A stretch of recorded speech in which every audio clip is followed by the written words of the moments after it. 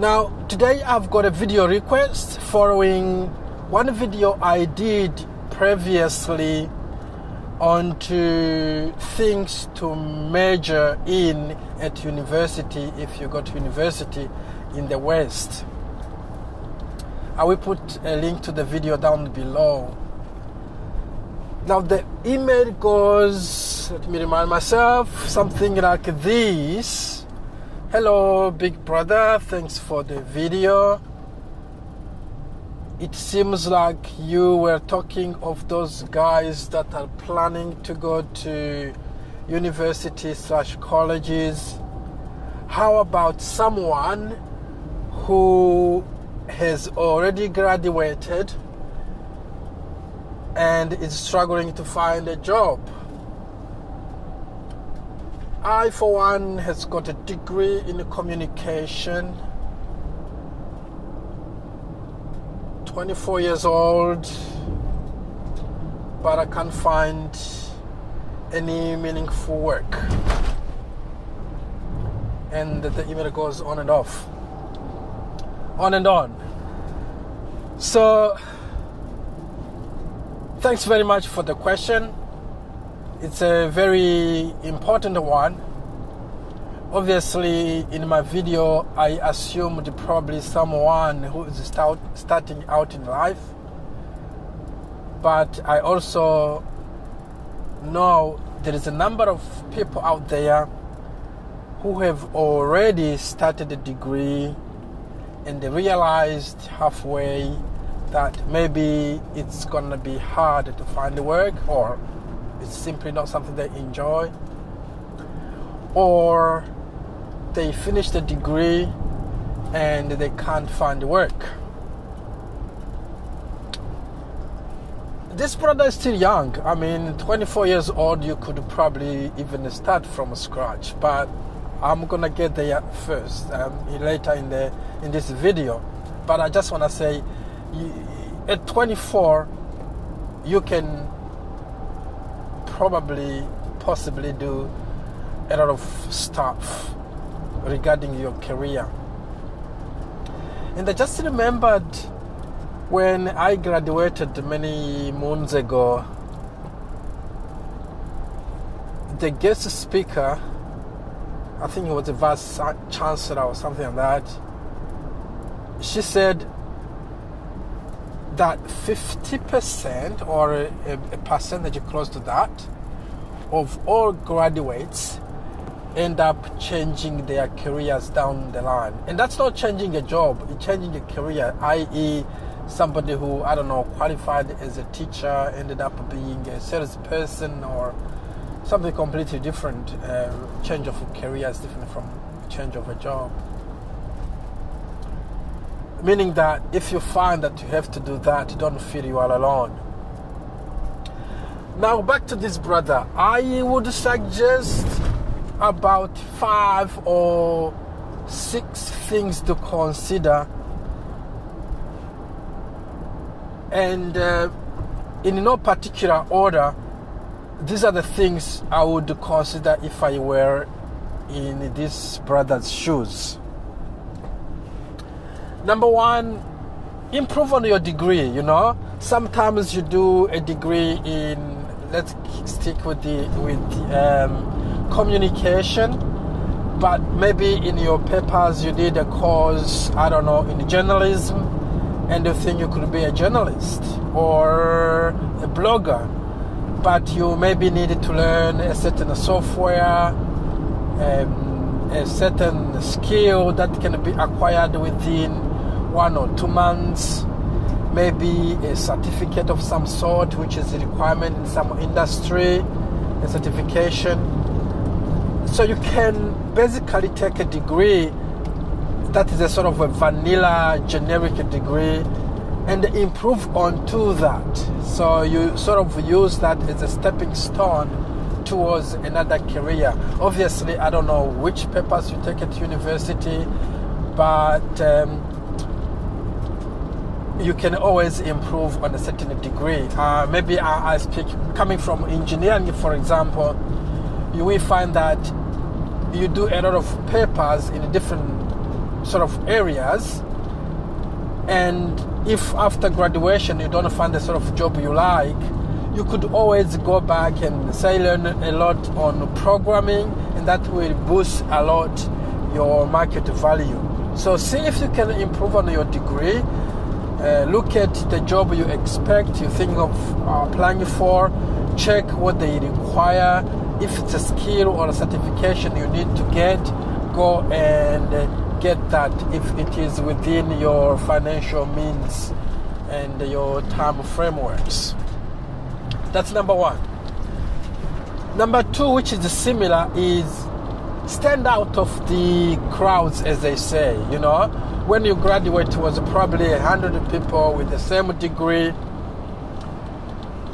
applying for 1 or 2 jobs in your region or your city. You need to stand out somehow, and that can include what I've suggested in number 1, which is to improve on your degree, get some certifications, do some free courses online or cheap courses online just to improve. Start to blog about your life, about your course, about your career. You know, go to some networking events, just to stand out above the rest, the average job applicants. I think I should do a video on that as well, on to when you're looking for a job, things to do to sort of be 1 or 2 steps ahead from the other applicants. So that's suggestion number 2. Suggestion number 3, which might come probably your top priority, I don't know, is consider a career change, you know, which can be a full steam 360-degree career change. I don't know, you may decide you're gonna go to medical school and build up on your degree, maybe go to be a lawyer. You may find that the legal school just requires a bachelor's degree, then you build onto that one. Or it may be starting from scratch, go to the engineering school, go to the computer school, or maybe you don't even need to go back to university. You could pretty much, if you go, say, computer programming, you can probably be a self-taught programmer. But I'm not suggesting any particular career. You could go into a trade, but scope your environment. See the sort of jobs you would enjoy better. I'm not saying you should enjoy your job, but that pays well and that has got a potential for employment. So think of career change. Again, you will learn around your circumstances, which way is a sort of more likely to succeed, because you don't want to end up to where you started after spending an extra $3,000 and 6 months of training. So consider that. You may have some skills that are transferable, or papers even in your degree that are transferable to another qualification. Or if you have to start from scratch, so be it. Number 4, consider non-mainstream sort of income or activity. And what I mean is, instead of going through the job adverts around your city and applying for jobs with your CV, or in addition to doing that, start something of your own, you know. I don't know, again, check in your environment, check on the internet what you can do. Can you do a blog and make a few dollars by affiliate marketing? Can you start a YouTube channel? I'm not making any money from my YouTube channel, but apparently there's money to be made, you know. Can you do that? Can you do some consulting work? Can you start something of your own, you know? Consider all those options. Don't just be narrowly looking into the straight path. Consider all other options that may be available to you. Check with the other graduates with your same degree. What are they doing out there? You know, could you be an independent reporter? Whatever you think can help you, A, build up your experience, and B, make a bit of dollar, and C, build your portfolio or your profile up higher. So that's my suggestion number 4. Number 5, consider working outside of your comfort zone, your comfort area, your city, or even your country. You may realize that if you are from a small city, even in the USA, if you are in Chicago, the job opportunities are limited. But if you could manage to move to San Francisco, again, I don't know, it's pretty expensive. The whole of California or Los Angeles, San Francisco, and all those areas are very, very expensive. But you may find that's where opportunities are. Are you able to go squeeze in somebody's garage or couch for a year or a couple of months to see if you can get a foot in the door? I don't know. Consider even outside of the USA or outside of your country of origin, wherever you are, with a degree in humanities, communication, and all sort of stuff. You could land a job with the international organizations, who knows, Peace Corps, UNICEF, the whole UN system has got a lot of jobs in developing countries. They pay well.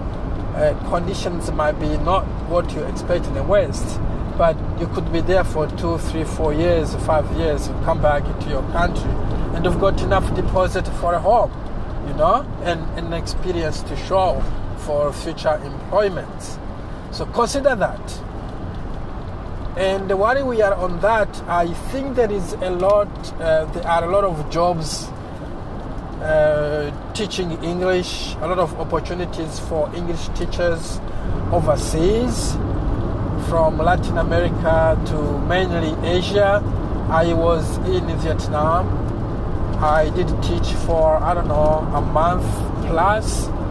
It was good money, and the job is not necessarily highly demanding. Well, maybe you may work a lot of hours if you need good money, but it pays well under the economic circumstances of Vietnam. I mean, you could not easily, but you could make close to 20-ish US dollars per hour, or close to 2,000 per month. And if you are a young man who is keen to save, you could save more than half of that, which will make you able to pay your student loan back home or do some savings and open up your horizons, So consider all those options. Don't sort of box yourself and narrow your options. The world is your playground. Especially if you are from the West and the Commonwealth countries, your passport can go almost everywhere. Your English skills, without even anything else, is a valuable commodity. There's a lot of people out there who want to learn English. That's the main 5 points I would say. I'm going to add this one, not as an additional thing, but as a word of encouragement. Don't give up, okay? What happens to many of our brothers and sisters is we give up so easily. We knock at so many doors and we get so tired. We retaliate back into our backyard or our mama's rooms, and we play games all the time and we give up. So don't give up. Try all you can. Knock at many doors. Watch my video on the art of negotiation. Learn to negotiate your way around the world, Consider all the options I suggested. One might work, or do a combination of 2 or 3. Please don't give up, brother. You owe it to yourself. You owe it to your family to be successful. But also try to be a bit wiser. Don't double down. Sometimes sometimes you may find that doing a graduate or postgraduate degree, whatever you call it in your place, you may find that beneficial. some other times you might find that you're going down in the rabbit hole. So make sure you just don't know a professor who has got a PhD and think that if you were just to have a PhD, you're going to be a professor. The job opportunities started to narrow tremendously if you go that route. And if you have to accumulate some debt, that's also a cost to think of. There's also a sort of opportunity cost, when you are in college doing those research, writing papers for your PhD. You're not making money, you're not getting experience, you're not probably networking. So don't double down if you think it's not gonna be 100% or a fair percentage sure that it's going to improve your lot in the job market and employment and the pay. So that's all I can say, brother. I wish you good luck. Feel free to mail me back if you need a bit more guidance and more advice on this one. If anyone else wants a video request or an email or just a one-on-one chat, you know where to find me. My email, I will put it down below, bigbrother@africanbigbrother.com, or just check my website, my blog. And thank you very much for listening. As always, if you are new to the channel, please subscribe. If you like the video, press the like button, subscribe again, share this information with your brothers and sisters out there that are in the same situation. And don't forget to press the notification button just to be notified whenever I upload a new video. If there's anything you want me to talk about, again, shout.